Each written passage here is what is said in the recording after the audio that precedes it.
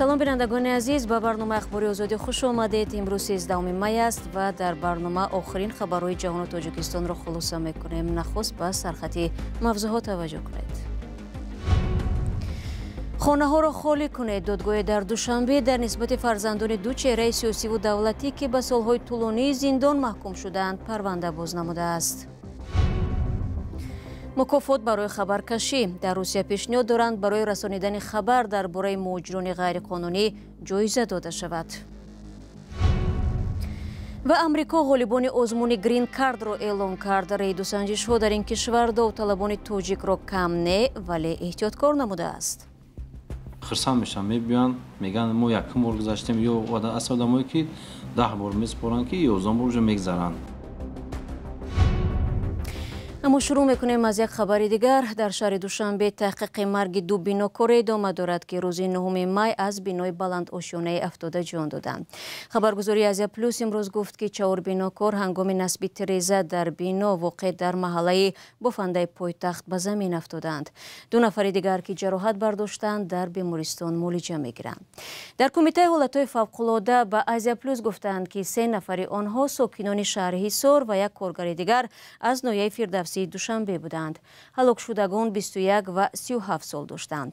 дар Душанбе ки сохтмони биноҳои баландошона бо суръат идома дорад, риоят накардани меъёрҳои бехатарӣ ҳангоми корро яке аз сабабҳои аслии ҳалокати бинокорон медонанд. додгоҳи ноҳияи Исмоили Сомонӣ алайҳи Комрон Комилзода фарзанди Аҳмадшоҳи Комил ва Шукрона Атоӣ фарзанди Абдулфайз Атоӣ парвандаи маданӣ боз кардааст. хабарнигор ва дипломати собиқи тоҷик аввали имсол дар як парвандаи пурҷанҷоли талоши табаддулоти давлатӣ ба солҳои дарози зиндон маҳкум шуданд. ҳамкорам Хиромон Бақозода ин мавзӯъро пайгирӣ кард ва қабл аз барнома бо ӯ дар ин бора суҳбат доштам ва нахуст пурсидам ки чаро додгоҳ алайҳи фарзандони ин ду чеҳраи сиёсиву давлатӣ парванда боз намудааст. طبق اطلاعی که یک منبع در دادگاه اسماعیل سامانی در دوشنبه در اختیار ما گذاشت، دادگاه علیه کامران کاملزاده و شکران عطایی بر اساس شکایت کمیته دولتی سرمایه‌گذاری و اموال دولتی پرونده باز کرده است. کمیته به دادگاه شکایت کرده است که این افراد مالکیتی را که با قرار دادگاه عالی به فایده دولت مصادره شده است خالی نمی‌کنند و خودسرانه از آن خود کردند. بر اساس شکایت کمیته اموال دولتی فرزندان احمدشاه کامل و عبدالفیض عطایی باید خانه ها را خالی کنند تا آنها به اختیار دولت گذرند. احمدشاه کاملزاده روزنامه‌نگار و معاون پیشین رئیس حزب دموکراتی تاجیکستان و عبدالفیض عطایی در گذشته سردار یکی از ریاست‌های وزارت کارهای خارجی در دایره پرونده پرسر و صدای معروف به تبدلات دولتی و خیانت به دولت، یکی به 19 و دیگری به 17 سال زندان محکوم شدند.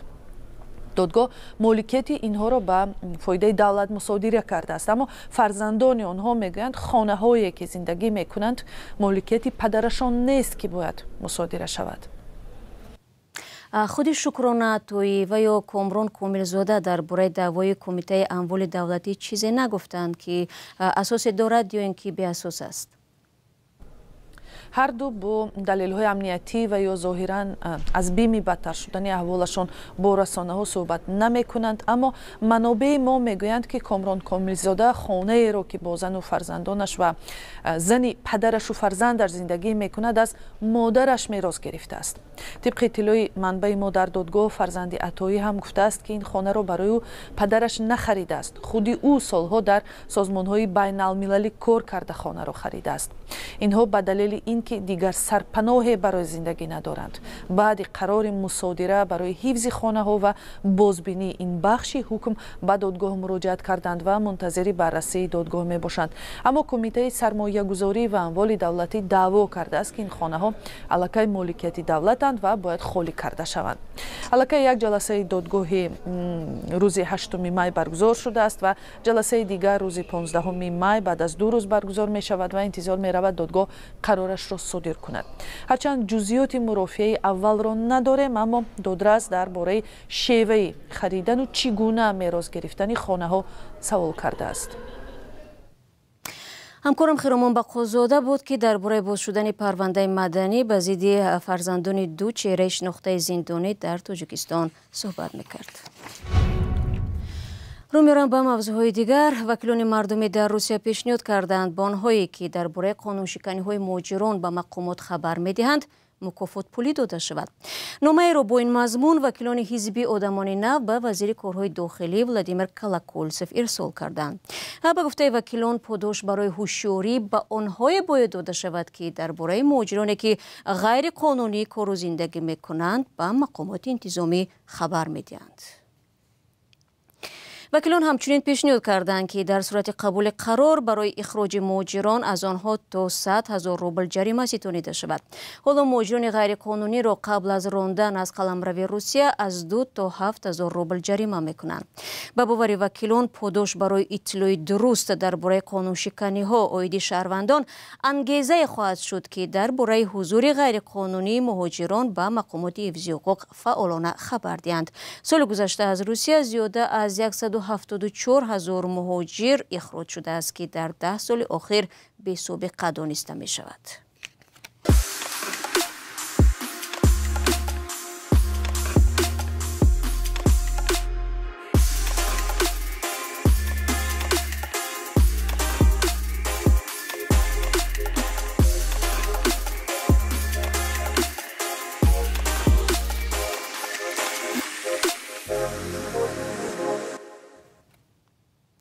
шумо барномаи ахбори радиои Озодиро тамошо доред.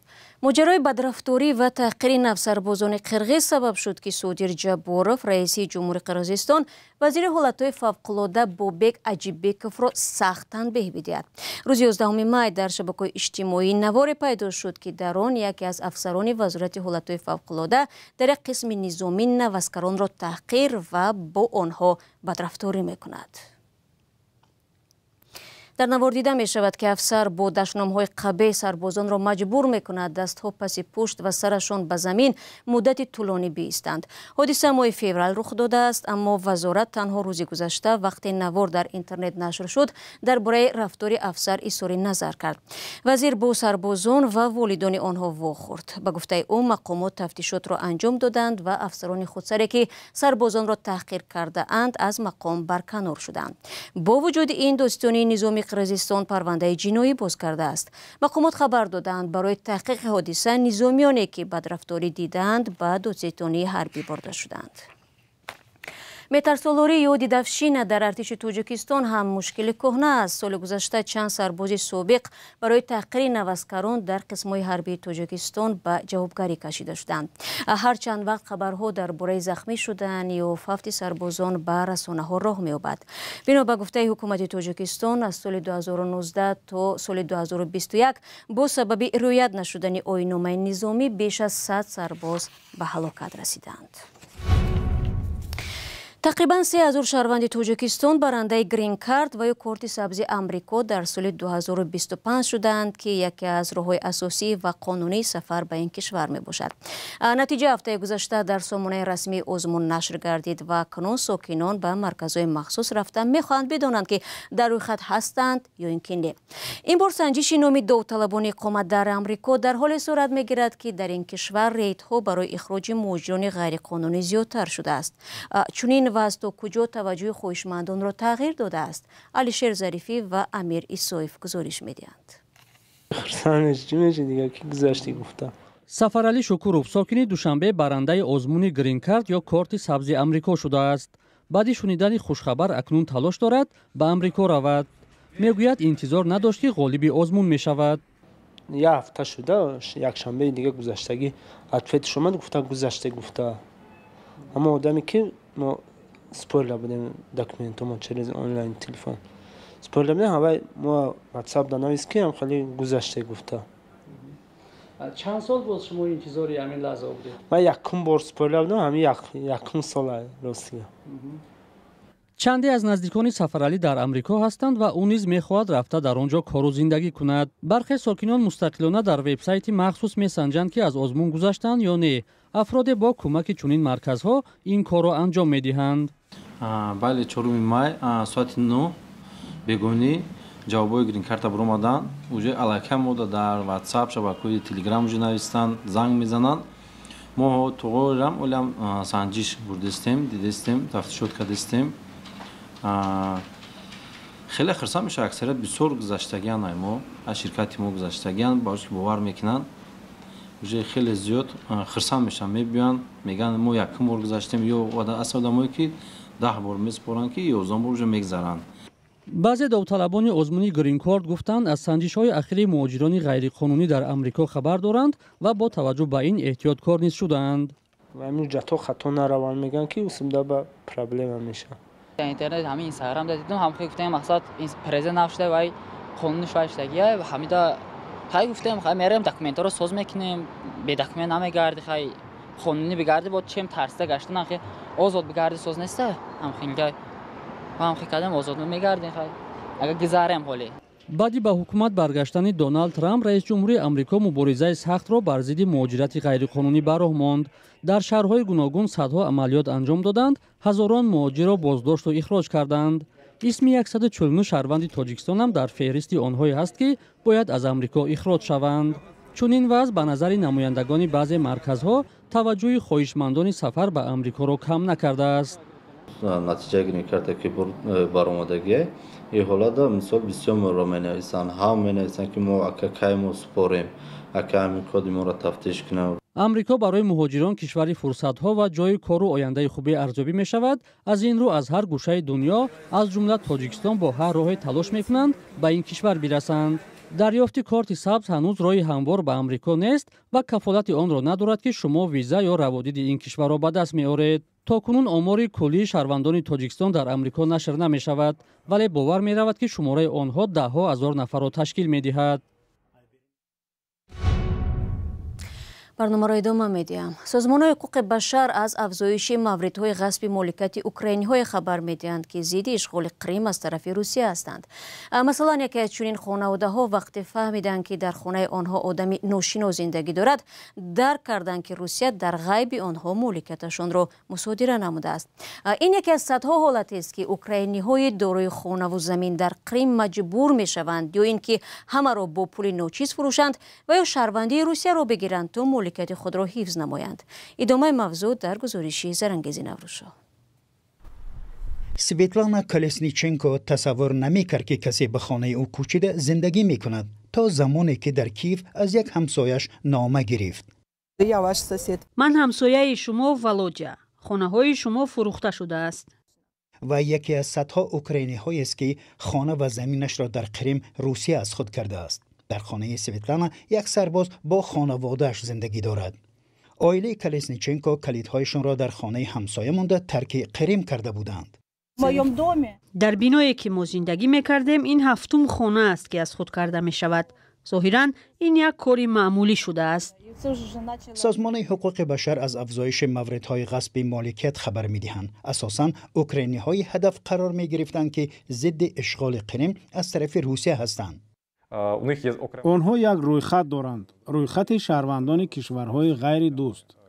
البته شهروندان اوکراین هم در آن هستند. اگر شما با تجاوز روسیه مقابلیت دارید و تحریم جاری کنید، پس شهروندان شما شهروند کشورهای غیر دوست دانسته می شوند. مالکیت چنین افراد مصادره می شود. طبق قانون‌های روسیه و با قرار دادگاه، اوکراینی‌های کریم دیگر مالک خانه‌های خود نیستند. خانه‌های آنها در مزایده فروخته می‌شوند. در کوه بالاتر از قصر ورنتسوف با منظره دریا، خلاصه با پسندازی تمام اویله یک قطعه زیبای خریده بودیم. یولیا استشکو امید داشت فرزندانش در تعطیل در خانهشان در کریم استراحت خواهند کرد، ولی منصبدار محلی روسیه به او گفت که به این زمین حقوق ندارد. اوکراین مالکیت شهروندان خود را در کریم اعتراف می‌کند. دادگاه حقوق بشر اروپا مصادره مالکیت را غیر قانونی اعلام کرده است. مسکو قرار این دادگاه را قبول ندارد. برنامه ما به پایان رسید. خود را احتیاط کنید و خدا نگهدار.